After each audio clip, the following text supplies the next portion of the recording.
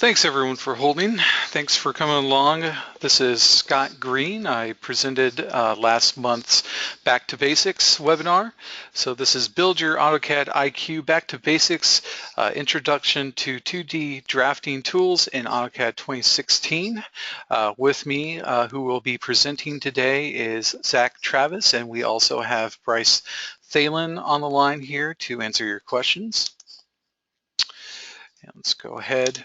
And so a little bit about us. All three of us work in Autodesk technical support at the Lake Oswego office that's in Portland, Oregon. So up top you see Zach and then myself, and Bryce didn't include a picture here. So we'll go here and yeah, welcome back to Autodesk Help Webinar Series. Today is Build Your AutoCAD IQ. And we have a couple of upcoming classes here this month. So next month we'll have Beyond the Basics, Working with Line Types in AutoCAD 2016, followed by on the 18th, the Third Dimension, Point Clouds and Section Planes in AutoCAD 2016. And then on the 25th, we have Introduction to AutoCAD Architecture. That's going to be with Dave Potier. And then back with us will be the Introduction to Navigation Tools in AutoCAD 2016. And again, you can watch our past webinars on YouTube. And also we have a Build Your AutoCAD IQ webinar landing page that you can go ahead and visit.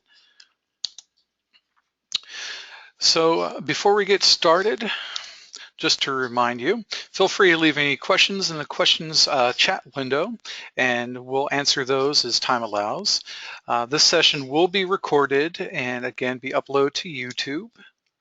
Links will be made available at the end of this webinar. And there's also going to be a registration reminder for the next webinars, a post-webinar survey, and again, there's going to be a question and answers period at the end of the webinar. We'll go for a few minutes then. And so we have a couple of featured articles I want to go over here today. So we have, again, our top AKN downloads and articles are the Coordination Model OSNAP Support article, the Visual Basic for Applications module, AutoCAD 2015 Service Pack 2, Educational Software for Students and Teachers, free file viewers for viewing, editing, and sharing your DWGs, AutoCAD 2016 Hotfix 1 and LT 2016 Hotfix 1, Hotfix 2, and some quick links to service packs, other downloads for AutoCAD LT. And so today, on this week's agenda, we will be going over initial drawing setup before you get started with drafting. We'll go over the basic drafting tools in AutoCAD and AutoCAD LT, and then going over some of the drawing commands and system variables.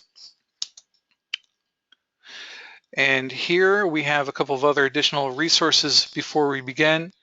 That you may want to take a look at here. We have, of course, our Autodesk Knowledge Network community, the Hitchhiker's Guide to AutoCAD Basics that covers 2D drafting, Mastering AutoCAD 2016 and AutoCAD LT 2016 by Joe Mura, and then the Ascent educational website for AutoCAD training.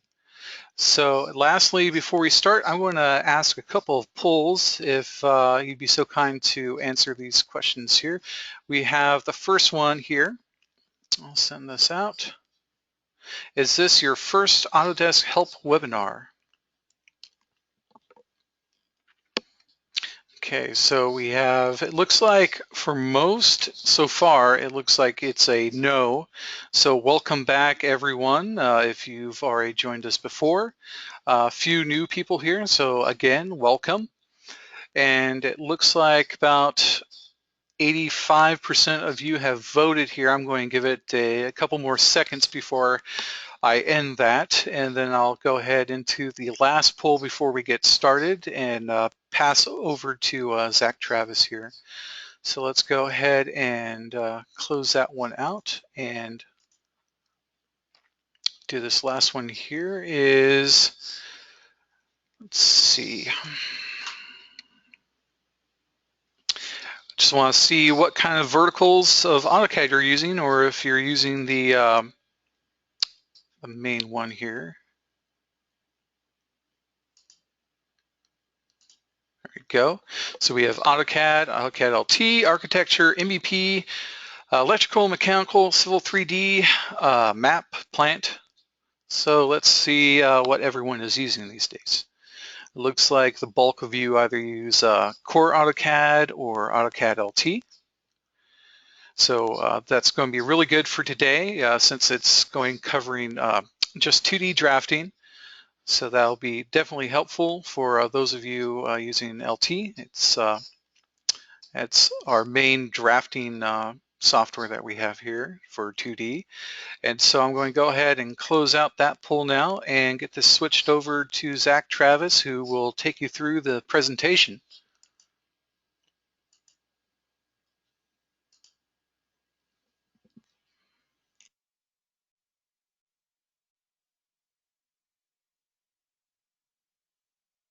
And good morning. Hopefully everybody can hear me out there. Hopefully everybody sees my screen okay.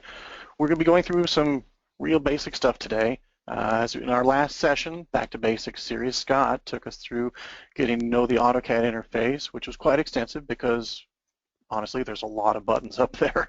There's a lot of stuff to know, and it's really difficult to get through in the time allowed, but we did a great job there, and we'll move on a little further in this session. We're just going to be covering some of the tools necessary to get going with new drawings. Subsequent classes are going to cover things in much more detail, but for now, as this is the Back to Basics series, we're going to go through today will be very limited in scope. So for anybody who came in here expecting a master class in all things drafting front to back, you may not be in the right place. Sorry, I just don't want to lead anybody astray here and let them know that they're in a very basics course here. So first and foremost, let's get into AutoCAD.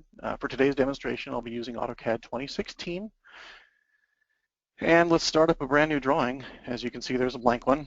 As Scott covered last time, even just the act of starting a new drawing has several options. We can start with a blank new drawing or with a predefined template file, or there's even an older wizard you can access to get in, and it'll ask you questions like, what do you want your units to be? What do you want your angles to be shown in?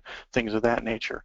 But by default, the newer versions of AutoCAD have the startup variable set at 3, which when you first launch the program, it will take you into AutoCAD and it'll just be the start screen, which is shown like this. Once you click to start a drawing, this will start just a blank drawing, or you can hit the pull down to choose from many of the templates that come with the program, or if you've got your own company standard templates, you want to start with any of those. But for our purposes today, we'll just use the basic AutoCAD DWT template, start up brand new drawing. If you want to look into the startup variable, other values of the startup variable are covered in the help, and they tell you what they do by setting startup to 1. That's, for example, how you can get into the wizard, where it will ask you various things about how you want your drawings to be set up.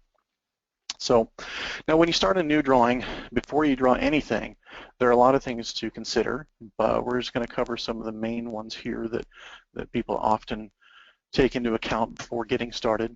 So AutoCAD, for better or worse, is what I call infinitely customizable, and that means that you can make it look and feel however best fits your workflow. And that can be both a blessing and a curse. It's infinitely customizable, but that leads to an infinite number of issues that can arise from such customizations. The program's been around so long, it's such a mature product that many users have come and gone through the years, and each having their own widely varying preferences to how they think the program should look and feel. Some people just use it out of the box, just like this, like you see on the screen there, and others choose to customize heavily. Some people spend days and maybe a week at a time getting things initially set up, and then they take those customizations forward into the next release of AutoCAD that comes out, so that no matter which version they're working in, everything looks and feels just exactly, precisely the way they want it. So again, here in support, we get a lot of calls from people who it seems like, their entire existence and workflow in AutoCAD hinges upon whether or not their customizations work correctly. And we made it so that they can do that, so they're absolutely right. The customization should work. properly and should look exactly the way they want them to. So moving on, AutoCAD, as you all know, originally, it's a very mature product, as I said. That's another word for old. It's originally based in DOS, and we graduated to Windows many years ago. Along the way, we've had lots of different configuration options. We've had screen menus and toolbars and a dashboard, and finally, we're now up to what you see in front of you at the top there. We call the ribbon. It has many toolbars and pull-down menus and whatnot available there. But overall, throughout the years, there has always been debate. There always will be debate on what looks best, what works best. And the bottom line is whatever works best for you, that's what you should go with and what you should stick with. So we're only going to touch on a couple of the user interface elements here before we get into actually drawing objects in AutoCAD. But I just wanted to show you a couple more of the widely used and popular customizations that we see people using when we talk to them here in support. So we'll start by going into options. There are a couple ways to even do that. Usually I just type OP, press enter, and go into options that way. You can also right-click it. There's some menu option ways to get into it. So bring that over for us to see there. So what I wanted to cover first is the display tab. So there's a couple of color schemes that we ship with. Makes it so that the buttons in the ribbon are darker or lighter. But where a lot of people like to go first off is into the colors area down here. And within colors, you can change virtually everything about the way AutoCAD looks and feels, from the background color, which you can see is kind of a dark slate gray. You could just make your uniform background straight up black, which a lot of people like because that's the way the older programs made it. You can change the colors of your crosshairs, you can change the colors of the sheet and layout, and you see back there behind all this there's a grid over the entire drawing area. You can change the colors of the grid lines to really exaggerated colors. We'll do that just to see what that looks like here and make it as obnoxious as we can. So if we apply that, you can see back there, there's our grid, much more pronounced and defined than the way that it ships. And you may want it that way and you may not want it that way. I wouldn't want it that way, but it's an available option. If you ever want to restore everything back to the way it came out of the box, there's the button here. And yeah, we'll restore all that.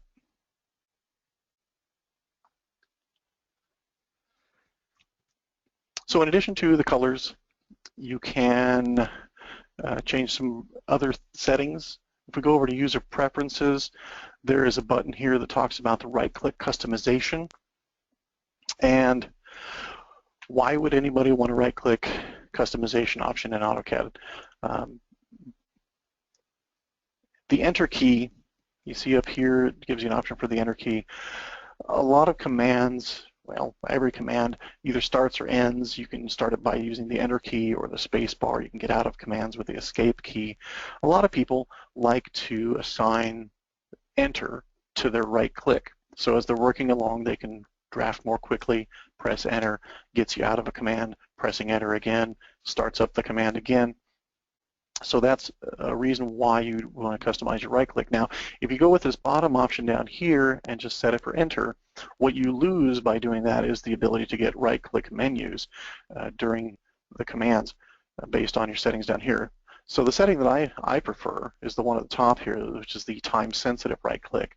And it gives you the best of both worlds. Whereas if you click quickly with your secondary mouse button, the right mouse button in most cases, you'll get it used as an enter command. But if you hold it for longer than the time spent here, and the default is 250 milliseconds, if you hold it longer than that during command, you'll get the shortcut menu, the context menu, based on that command.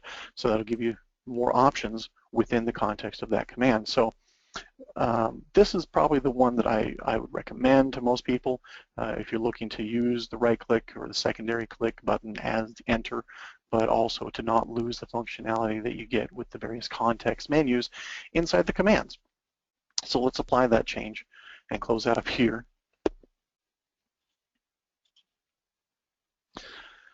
And another thing I wanted to get into before we get into actually drafting things is the dynamic input. And the dynamic input is when you start typing, you see the little pop-up thing there appears right by the crosshair, that's your dynamic input. And it will not only display the commands that you're working in, that you're typing in, it'll also show the various prompts that are subsequently resulting from those commands that you've started. And it'll show you things like the angle of the line that you're drawing and other things. So whether you want the dynamic input on or off is another setting you might want to explore. The dynamic input toggles on and off, and we'll turn the button on down along the bottom for dynamic input. And it is this guy right here. Dyne mode variable is what's controlled by this button, so we can either toggle it off or toggle it on. Additionally, you can turn it on and off with the F12 function key on your keyboard. So as you can see already, there are various ways to do pretty much everything in AutoCAD. There's no one way to do almost anything. So it gives you the flexibility to really design your workflow for whatever works best for you.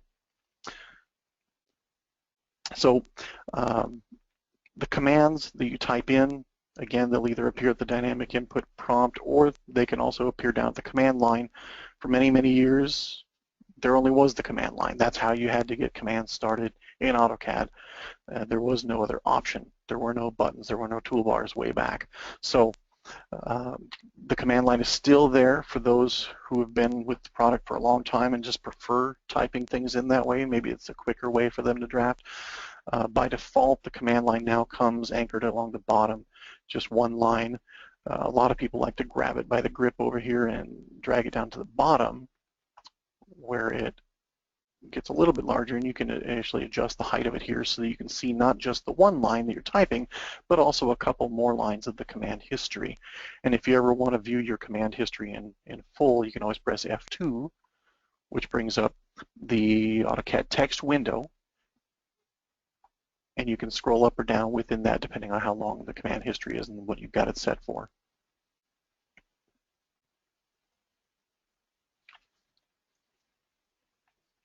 And then the last thing I wanted to cover is considerations for your drawings themselves. Depending on where you live, you might use the imperial system of feet and inches. Depending on where you live, you might use the metric system. So the basis for your drawings will vary according to that. And there are a few different system variables that control what kind of drawing units you use. For example, there is the measure init variable, and I'll show you that now. I'll just type it in here.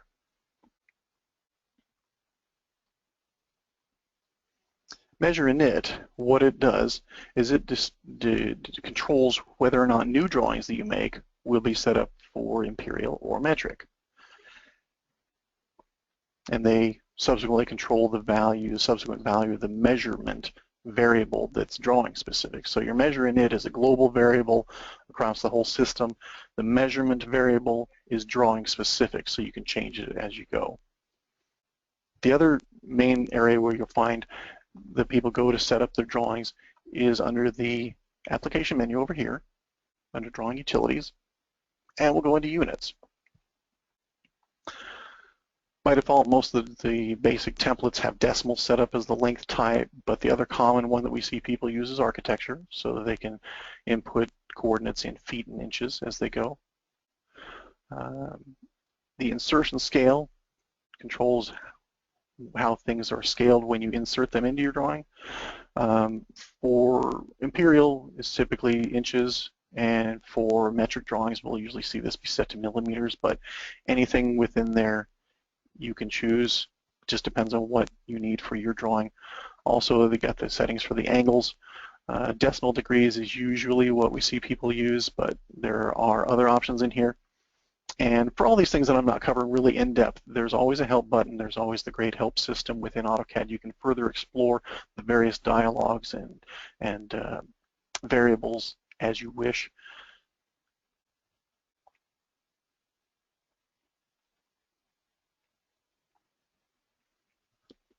Now, in a lot of cases, you're going to work for a firm that has drawing standards and templates already set up. So in a lot of instances, you won't even need to worry about all this drawing setup stuff.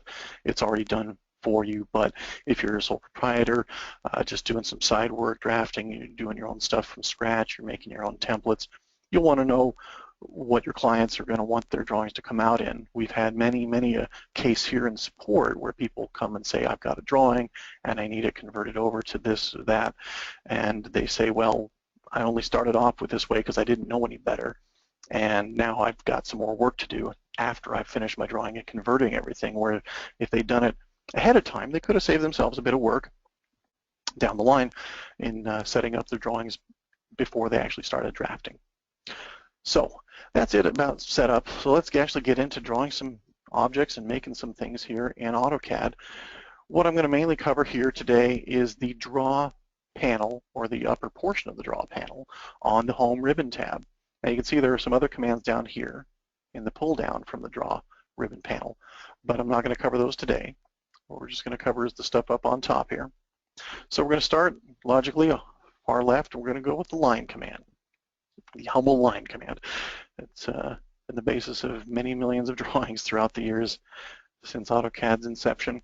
Now with a lot of the commands, or most of the commands for that matter, you'll have a tooltip by default turned on if you hover over the command that tells you not only the command down below that you would actually type in if you were typing the command, but it also gives you a little description of what the command does and what you can use it for. And as always, there's the F1 option there to bring up the help, which will give you more in-depth information about whatever specific command it is you're running. So let's start with the line command. Just click on it. First thing it's going to ask us for is to specify our first point, our first vertex, wherever we want to put it. So we'll just put it here, and it's going to then ask us for the next point. And as we go, it'll ask us for the next point and the next point and the next point until we either press escape or press enter to get out of it. Now, since I've got my right click set as enter, I'm just going to quickly right click and end the command.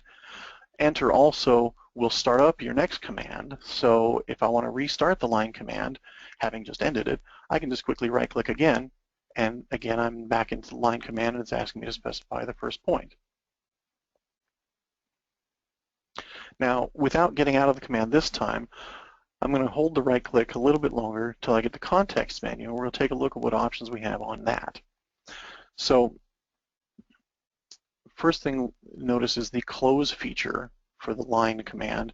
If we do that, what will happen is it will end our command after placing the next and last vertex in our line series, and it's going to put that at the exact point where we started this line command. So if I close this, it should close it up over here. So let's do that, and that's exactly what it did.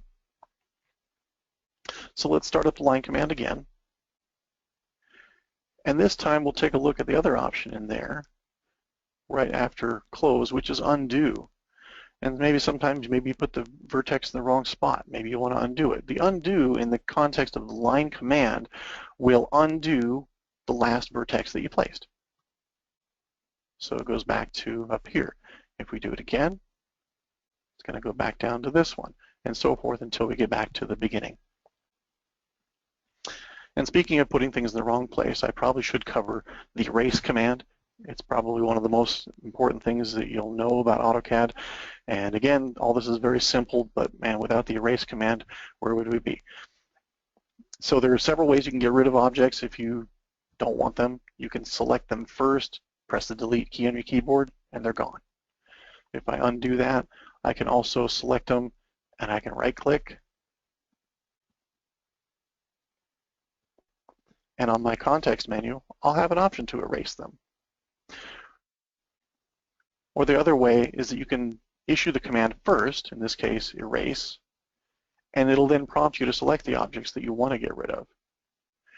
Now the command preview there just kind of shows you what it's going to look like when you get rid of these individual things. So you can click them and do several options within, and then enter when you're finished to complete the command.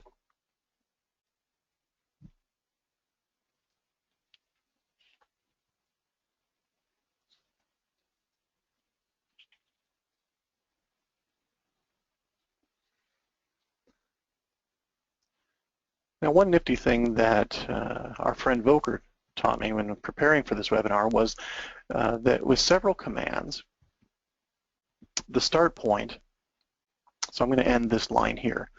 Now, if I start the line command back up again, it's going to prompt me for the next point that I want to start my next line series from.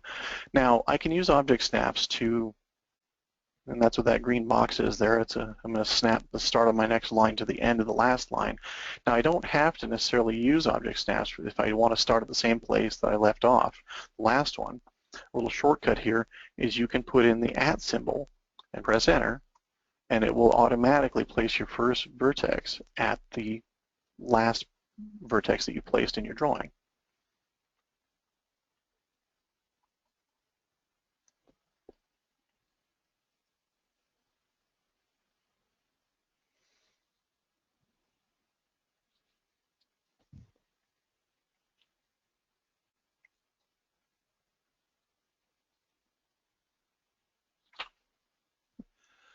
So let's just get rid of all these lines and move along. So the next thing we come to is the polyline. Now, in a lot of respects, the polyline is like the line command in that you can draw a bunch of segments with it. However, with line, each individual segment of your line, your continuous line path, are separate objects. There's a line, and if I can pick just one individual line from that and get rid of just those. However, with a polyline, I'll draw pretty much the same thing. And now when I pick one part of it, it picks the whole thing because all lines are considered part of that single polyline object. Now I can explode the polyline, and it will then revert down into individual line segments. But for right now, I don't want to do that. So we'll just undo that and turn it back into a polyline. Now, in addition to straight line segments, the polyline command, as you can see from the button up here, and if you hover, it'll give you a description, you can also create straight line segments and arcs as well. So let's show how that works. So when you start a polyline, you've got several options down at the command line, or if you press the down arrow, you'll see them by the dynamic input pointer. So let's say we want to make our next segment be an arc. So we can just choose that here and specify the end point of the arc. And now if we want to switch back to lines, you can see down below with the command line, any of the highlighted letters down there in blue are the ones that you can just press in to switch to those various things. Like if I type L, for example, we'll switch back to making a line segment here with our polyline. Now you see a few other options down here, such as width. Now with the polylines, you can change your width on the fly as you're drawing the objects. So let's say I want to make the starting width of my next segment of the P line. Let's make it 1.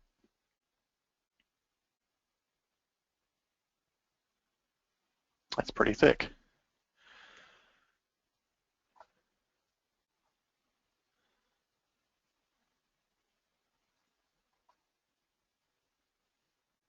So let's end that.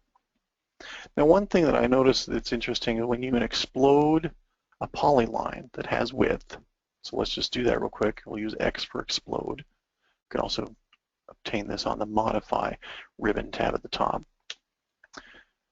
All the resultant lines and arcs and various pieces of the former polyline now don't have any thickness any longer.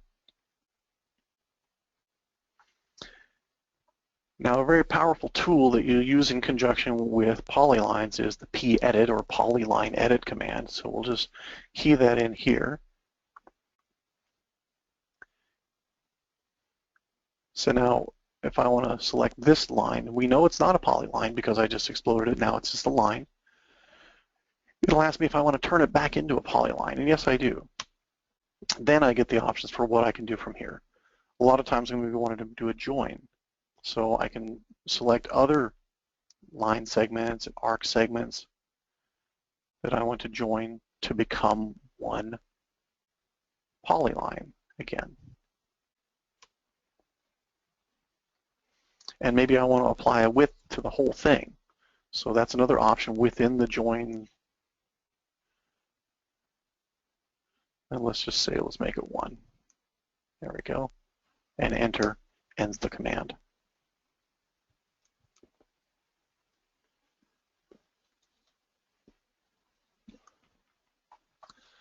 So there are a lot of other options you can do, and you can see down here within each of the polyline commands, the various prompts are very deep. Again, this is one of those things where just for time, I'm going to say the help is probably your best explainer of all of this, as well as the Hitchhiker's Guide. There's a lot of good stuff in there on the polyline command. So we don't want to dwell too much on any one thing here. So let's clear off our polylines. Let's move on to circle. Pretty basic. The default option for circle, if you hit the pull down here, you'll see there are several options for making a circle, but the default option is just to specify the center and then the radius. The next one is to specify the center and the diameter. They're very similar. We'll give them both a whirl and see how they work here. So for the circle, we're just going to come in here and place a center point, and we can either click to specify how long the radius is, or we can just type it in. So let's say 5, enter, and it makes our circle with a radius of 5. Similarly, we can do the circle option with diameter. Same thing, you specify the center, then you put in maybe 20 for your diameter, and you've got a circle that meets those criteria. The next ones down are a little different. 2-point does exactly what it says there in the tooltip, creates a circle using 2 endpoints of the diameter. You can put the diameter at any specified angle that you want, or if you happen to have the orthogonal setting turned on and your angles are locked at, say, 90 degrees, then you could only place the diameter at 90-degree angles and place your circle that way. The next option is a 3-point, which expands on the 2-point thing, but it just gives you a little more flexibility after you specify where the diameter is, that you can just then go ahead and put in that 3rd point. Sort of looks like the Death Star. There, we'll take that one off. Okay, there we go. So the last two talk about your tangents and your radius, and harkens back to geometry or trigonometry class, so hopefully you remember some of that. The tooltips here I think are excellent, and it gives a really good graphical representation of exactly what is going to happen when you run this command.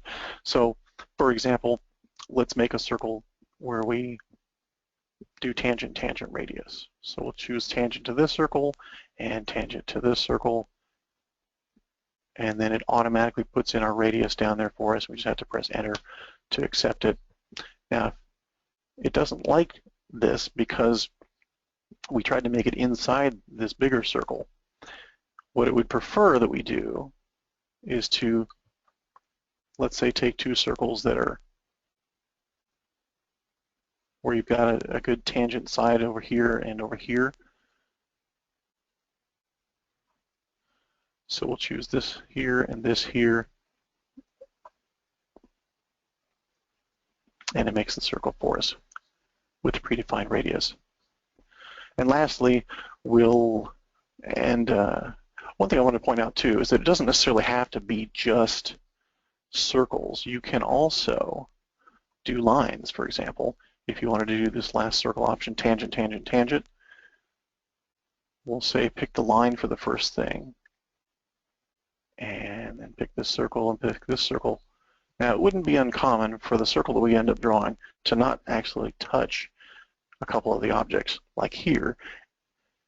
It's not actually touching this line, but if you extend this line out, you can bet that it's going to be tangent to that line up here. So it does whatever it can within the parameters of what you give it.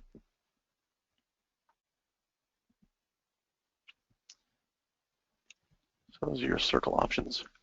One last thing I want to cover with circles, though, before I forget. Just as with the line, you can type in the @ symbol to start at the same last point you specified. You can do that with circles too, which is really nifty for making concentric circles. So if we start another circle command here, and it asks for the center point, now we can use our object snap to pick the center point, but we can also just as easily put in the @ symbol, press enter, and it automatically puts our center at the center of the last circle.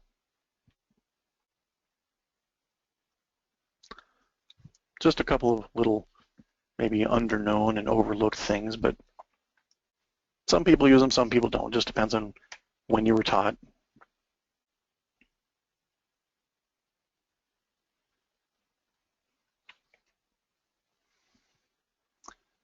So next, after circles, we come to arcs, and there are a lot of options for arcs.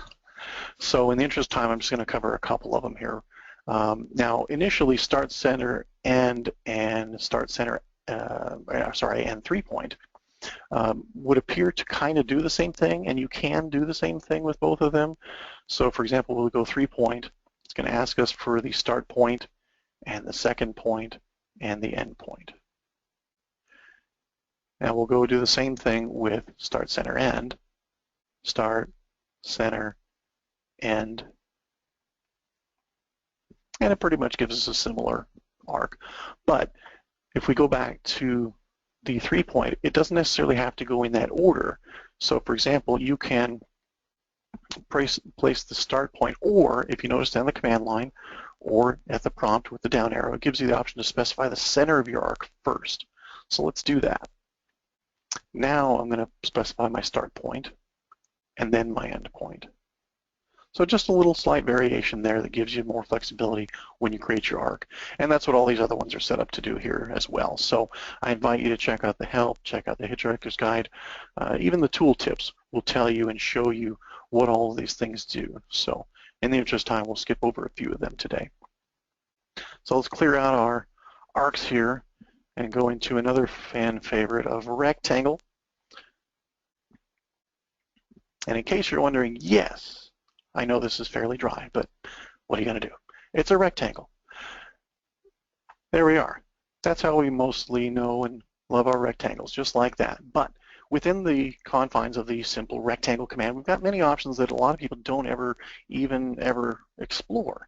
So if you see down here, after you specify your first point, you can chamfer your corners.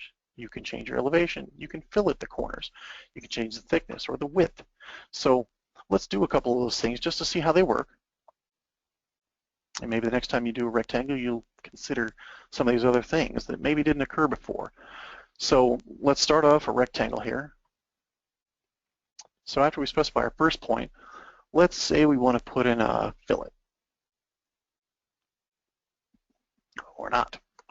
Let's start that over again.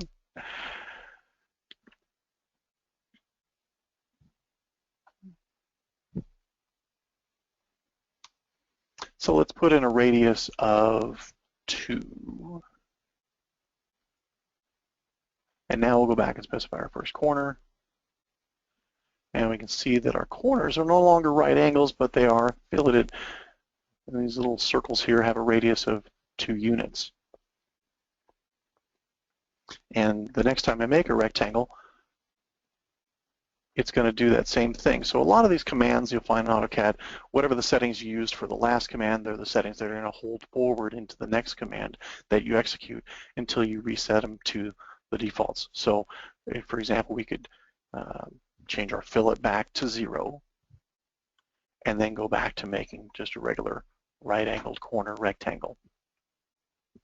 So let's check out the rotation option here. So let's do R for rotation, and let's give it a 45-degree angle. So from this point, we're going to be making a 45-degree angle that starts at where we clicked our first point, and will end where we click our second corner. And just like with the fillet, the rotation option holds through to the next rectangles you make until you reset it to be a rotation of 0.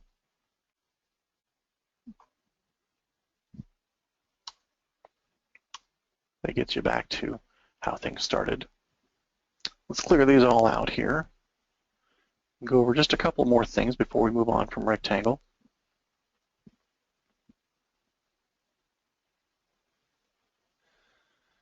So we can do the creation of rectangles by area.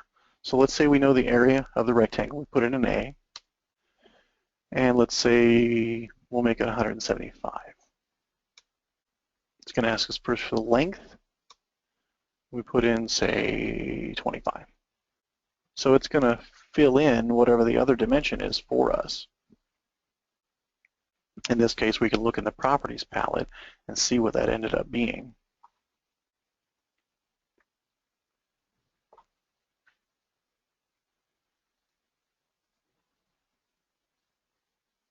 So the length is 64 on this, and the height was, I believe we put 25.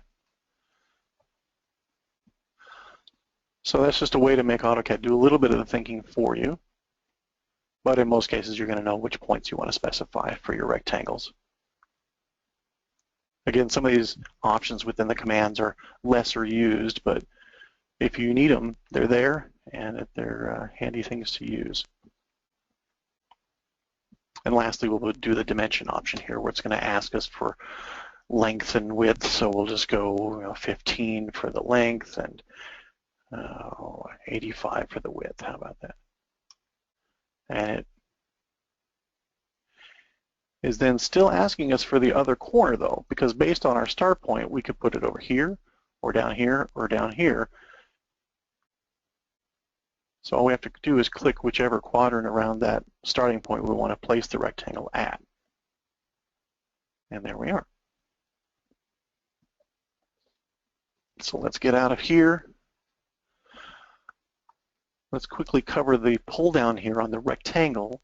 And just as rectangle is a special polyline that makes a rectangular polyline, we're just going to quickly make a polygonal polyline.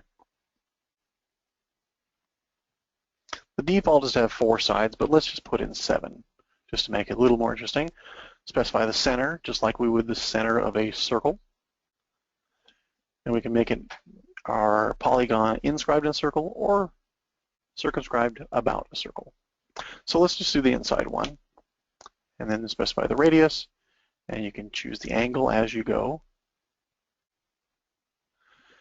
And just like with the circle that starts with a center point, the polygon starts with a center point as well.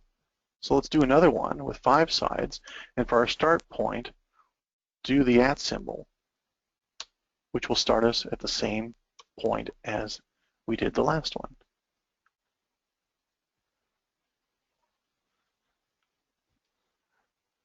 As with all these commands, there's a lot more to explore.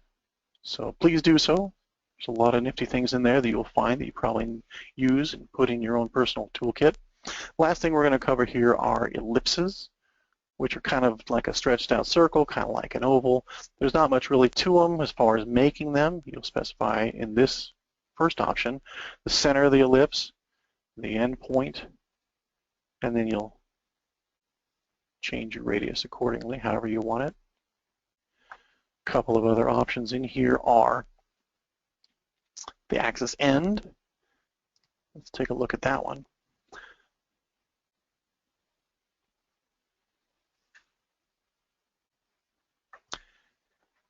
There's not a whole lot of variation within the ellipse because, well, there aren't very many differences between ellipses when it comes right down to it. So, and let's get to the last one here. And let's make an elliptical arc.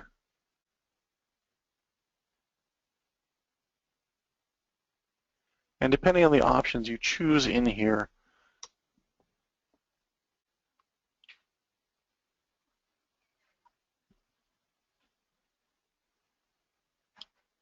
there we go, and then we can make this down to just an arc. So this last option is pretty nice because it allows you to create an arc that looks like an ellipse, but is as if you cut a section out of it without having to first draw the ellipse and then cut the section out of it in 2 separate commands.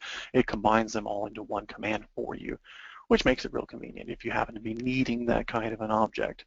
So as with all these things, you might not need exactly every option within the command. You may not ever even need to make a polygon that has 7 sides, but just knowing that you can is part of the knowledge that goes along with using AutoCAD.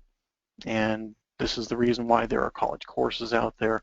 There are really heavy, thick books out there for the program, and the feature set is always expanding. So I invite you to get as much information about the product as you can, get as much training as you possibly can, be it by books or these webinars or other YouTube videos you might come across. There's a lot of good information out there. Fortunately, it's a mature product, and being a mature product that it is, it has a lot of years of history behind it, and a lot of people know about it and want to share that knowledge with the world. So unlike some more obscure softwares, AutoCAD, really, if you want to teach yourself, It's not a bad idea. There's a lot of information out there for you, but I think everybody probably benefits from some structured learning somewhere along the line, especially if you're going to be using this tool in a professional sense.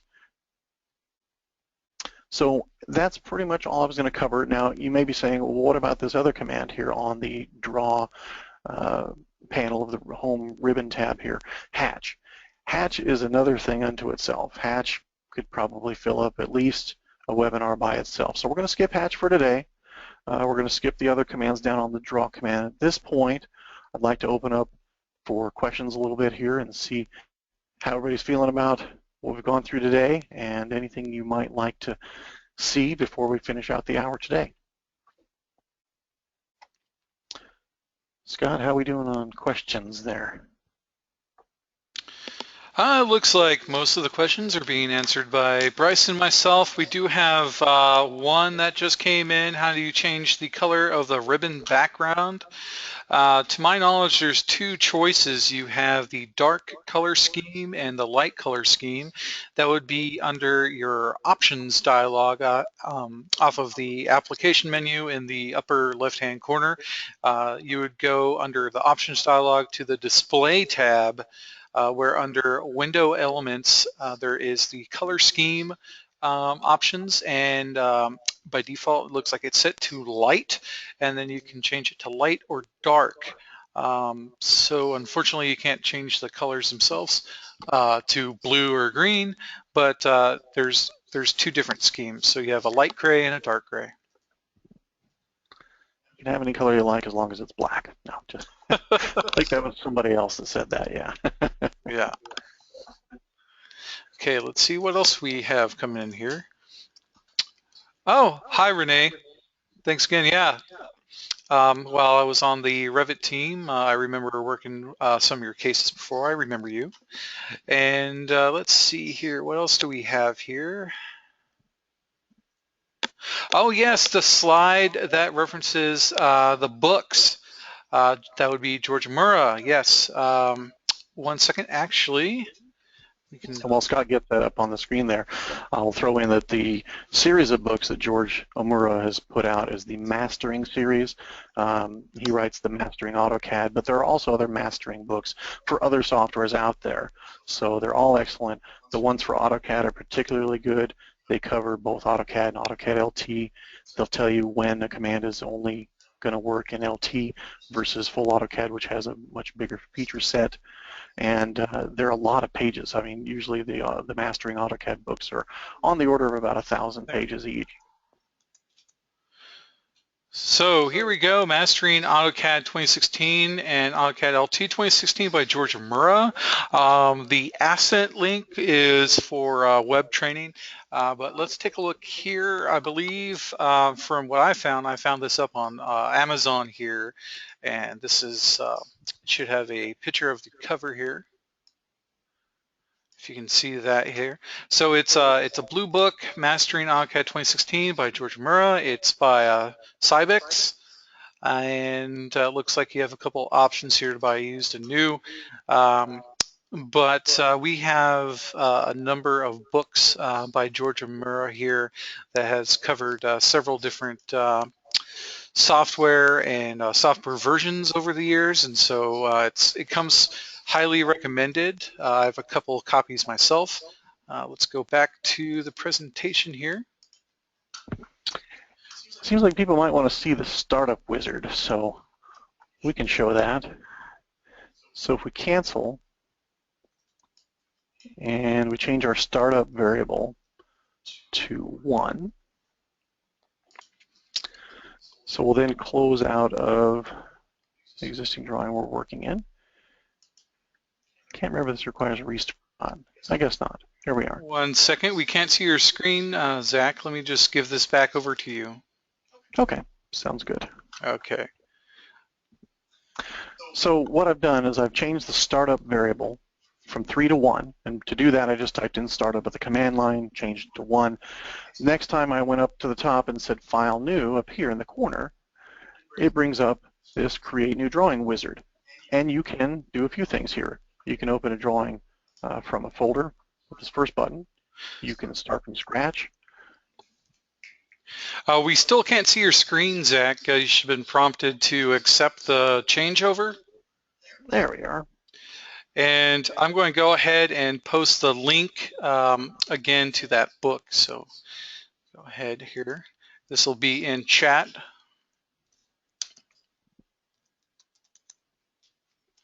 There we are. Sorry about that, gang. So here's your new drawing wizard. You can choose whether you want your drawing to be imperial or metric. If you hit OK, it'll take you to some other options. You can also start from a template. It gives you all the templates you had to pick from before. Here's the wizard that we were talking about. So you can do a quick setup, which is fewer steps, but let's go through the advanced one just to see what's in here. So what kind of drawing units do we want to use? Decimal, engineering, architectural, feet and inches, fractional, or scientific. And you can set your level of precision depending on which option you choose above. So for example, architectural goes out to however many fractions of an inch versus decimal, which takes you straight out to however many points after the places after the decimal point you want to go. Change your angle settings. All these can be modified within the drawing units dialog that we looked at earlier, but if you like it in a wizard format, this is fine too.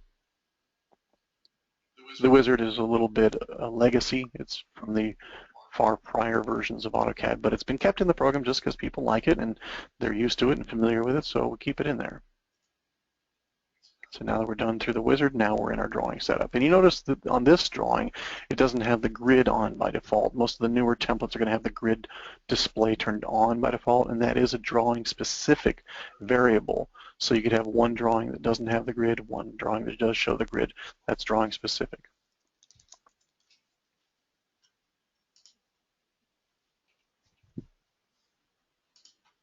So to sum up and wrap up the question, there really isn't a command for the startup wizard per se, but if you change the startup variable to a value of 1 and you start a new drawing at that point, then you'll have the option to choose the wizard to go into. Hope that helps.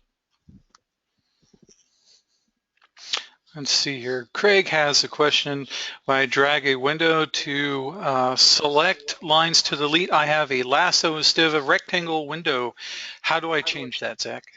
Aha, okay. So let's go into options. We'll just type OP, or we could also right-click, go to options. So that is all handled on the selection tab within options. Lassoing is relatively new for AutoCAD. It's only been in there a couple of releases. If you press and drag, you'll get a lasso. Whereas if you just the two corner points of a window, and I'll show you what I'm talking about here just so it's not so abstract. So let's draw some lines and a circle. And if I drag a window around them, it's going to make this lasso. Versus if I click, like imagine there's going to be a rectangle over that encompasses these two objects. I'm going to click the starting corner up here, and I'm going to click the other corner down here. That doesn't execute the lasso. So what brings in the lasso is when I click my first point and then I drag. Now, if you don't like that option at all, you can turn it off. If we go back to the selection tab within the options dialog, we can just uncheck this box.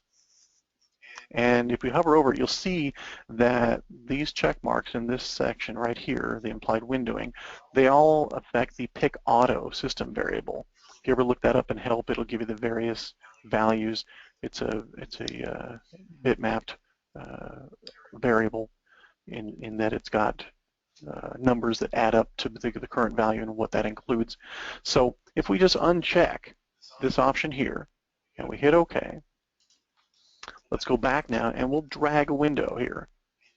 And this time dragging a window gives me exactly what I think it is that you're after.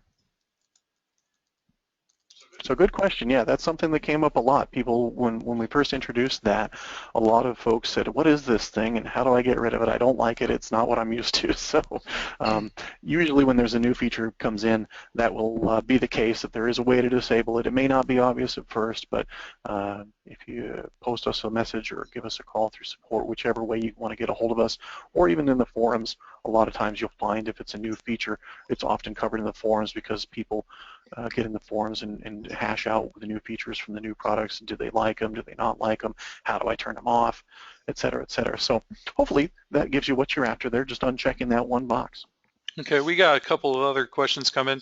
So to my knowledge, it looks like Taylor asks, will the wipeout command ever get a rectangular mode? To my knowledge, correct me if I'm wrong, Zach, but that's by polygon only. I believe that it is, yeah. Okay. And it looks like we have a couple other questions here we got Travis, Mark, Teresa, Adam, Mike. So back up to Travis, I've never seen the press and drag an object. Do you have to hold the line work or anywhere on screen once selected? No, just any old place. So are you talking, I assume we're talking about the lasso thing here. Let's see here. Or I guess you can press and drag. It could be this option he's talking about here.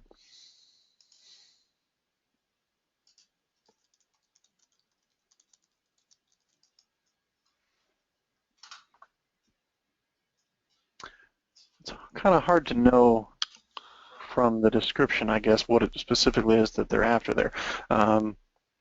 Any options that affect press and drag are going to be right here, though, in this section of the selection tab in options. Okay, so we got another question here. For a rectangle, for drawing a rectangle at an angle, can you select a line in your drawing to determine the angle of the rectangle? I don't believe so. Let me try it here. I know what you're saying. So like if you wanted to match the angle of a line, so this line, for example, has an angle of 231, it shows. So can we reference that angle to make a rectangle? I'm going to say no, but I don't want to say no prematurely. Let's take a look. Rectangle, we'll specify our first point. We'll do a rotation. Well, there is the pick point option. Let's do that. So let's go this point and this point. Oh, there we have it. Looks like we can. Okay, and just a heads up for everyone, it looks like we have a couple minutes left, so we're going to try to get through as many questions as we can here as time allows. So next here we have, how can I go back to the classic dim mode? To my knowledge, in 2016, you could no longer revert back to the classic user interface. And so for the classic tools, the classic user interface, that would have to be brought in through a CUI file. Isn't that right, Zach? Correct. If you have a version of the CUIX file from 2014, for example, which still has the classic user interface, and I'm assuming they're talking about the classic workspace here, yeah, you can drag that in with the customized user interface. And there is an article on that. If Bryce, do you want to maybe put that article into the questions section there so everybody can see it? That'd be great. Put a link to that. There are some instructions in that article that talk about how to get it from a previously existing CUIX file, or you can also build your own workspace that's classic because the toolbars and the menus are still there in the program. They're just not, all grouped together as one workspace called classic. And that's all it ever really was just a convenient grouping of all those elements of the user interface together, and we called it classic. So it looked like the pre-2009 versions of AutoCAD. And we got a few other quick questions we can touch on here. So next one is, can you pre-select the printer you wish to use instead of selecting from drop-down menu? As far as I understand, that's page setup, is that not? Saving out your page settings for printer and what CTB you're using and page sizes and whatnot. Right, page setup can be pre-configured and it can be embedded into your templates from which you then would start every new drawing. And as long as you do that, then your page setups will be there and available The thing is, the page setups are on a per layout basis, though. So, for example, the model tab has one page setup, and all the other layout tabs have their own individually configured page setups. But if you've got a page setup specified in your template, you can choose that page setup then for any subsequent layout you might create within that drawing. And page setups are also transferable from drawing to drawing in several ways. So absolutely, yes, you can set up your page setups to use a specific printer, specific paper size, specific plot style tables. All of that stuff can be pre-configured, yes. So you don't have to do it every time. And just a few more left here. Let's see if we can't finish up. We got, why does 2016 DWG to PDF PC3 randomly black out my blocks I have a wipeout background on? That sounds like a good troubleshooting question. You may want to post that on a forum or send us in a support case if you have support with us. But for my recollection, that sounds like a CTB or possibly a layer issue. You might want to check with support on that. We have a couple of other questions here. Let's see. Adam says, click and drag on the line works is how object dragging works. Okay, let's move on. We got, if I set the drawing unit in my drawing at 1/8 and import something from another drawing that's set on 1/16, will it change my current drawing from, that's Kara Lukens. I believe drawing scales, that's by drawing only, is it not? Right. When you bring a drawing element in from another drawing, it will take your current insertion scale into effect, and it will scale the foreign object, if you will, that you're bringing in. It will scale it in a way that it matches up with the insertion scale set in your current drawing. It doesn't change a setting in your current drawing. Okay, we got a couple of few more questions here. Trying to finish up here. How do I make a layer without it being frozen in other viewports? Prevent from automatically freezing in layouts. Well, there are a couple of different ways to set up your layers, and let's just take a quick look at the layers properties. And layers is for another webinar altogether, because layers is very, very deep. But while we have you here, let's cover this real quick.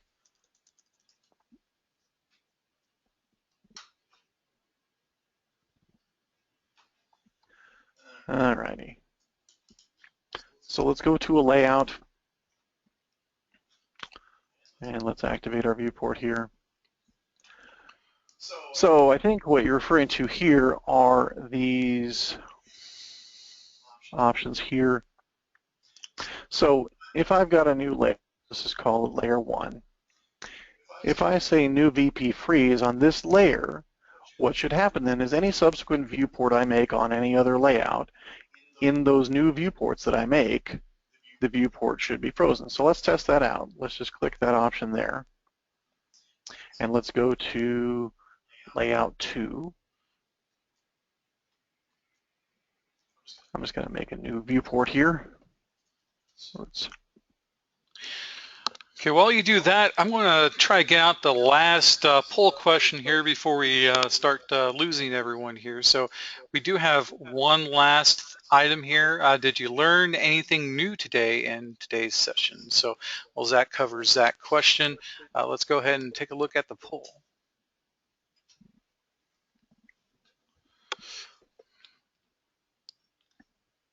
So hopefully you did learn something new, even if it's a little obscure legacy option within various commands. Maybe you can incorporate it in your workflows, maybe it'll help you out. And that's really the goal with these webinars, is just give you some extra tools that maybe you didn't know, maybe you already did, but there are some other nuances to the commands that you never explored. So hopefully this inspires you to go explore the commands a little further and see if maybe there's ways to use them that can improve your workflows that you've already been using. Okay, let's go ahead. It looks like we're stuck here at about 67%. So it looks like 92% of you said yes, so that's always good. Helps us. And so back to Adam real quick here to clarify, not the dim tool in the classic mode itself, but the classic or the older behavior of the dim command. That I'm not quite sure of because it's changed so much since That's 2013, true. 2012. Yeah, that may, and like you said before, that might be a really good thing for a discussion forum post or even a support case with us here. We'd be glad to help you further on that. We just need to understand it better, and I think maybe that'd be better served elsewhere, but we'd love to help you out with that. So we are in the forums. If you don't happen to have a support account with us, you could anybody can sign up for a forum account, post in there. We're in there all the time. Other Autodesk folks are in there all the time. So um, if it's something that can be known about the program that's been out for a couple of years, the feature, it's probably already been covered. So chances are, and if start a new thread, lots of new eyes out there on new threads. So don't ever hesitate to post the forums. We're in there as well as many, many, many other people that have been using the software for years and years know it far better than we do as far as a usability standpoint. So. And looks like we got, there's a bunch of thank yous coming in, and thank you back in return, but looks like one last question here we can get to is from Isa, and that is, how do I escape from the hatch hang screen? The hatch hang screen, wow. Again, sounds like the beginnings of a good support case.